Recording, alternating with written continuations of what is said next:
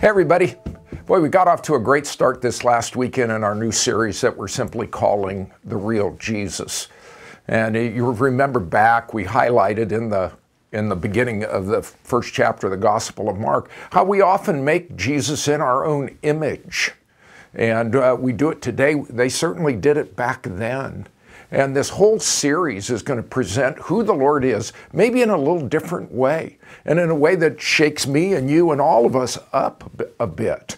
And as we concluded our time, if you remember back, the emphasis was on following Jesus fully. That's what the very first apostles did, and it's what we're called to do as well, because he first brings good news.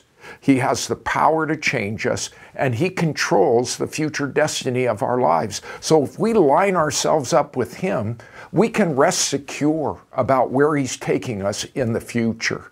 And one day the Lord is going to come back and we're going to reign with him, and it's going to be a wonderful future that we have.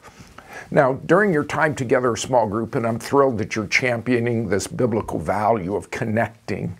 God intended us to do life together, not alone. You've got some great questions from Pastor Scott, and I want you to go through those questions and share with each other, maybe in a little different way, of how you may have shaped Jesus in your own image rather than how he was and is projected in the Scriptures. Have you in any way made him look like you?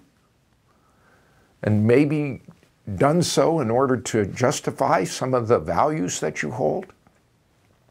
That's a really deep and penetrating, frightening kind of question for us. But we know, according to Romans chapter 1, that the essence of rebellion against God is creating him in our own image. We don't ever want to do that. And that's the reason why we're studying the Gospel of Mark. So as you dig into the questions that Scotty has written up for you, would you take a few minutes and pause and think, is it possible that you have shaped and valued Jesus according to what you want him to be rather than according to what he really is? Then take a few minutes to share some of the thoughts, maybe of things that you have seen yourself do or maybe somebody else do, and then dig into Scotty's questions, and I hope that you have a great time. Lord willing, we'll be back together next weekend. We'll continue this new series on the real Jesus, digging into his divine authority. So I'll look forward to being with you. Enjoy your time.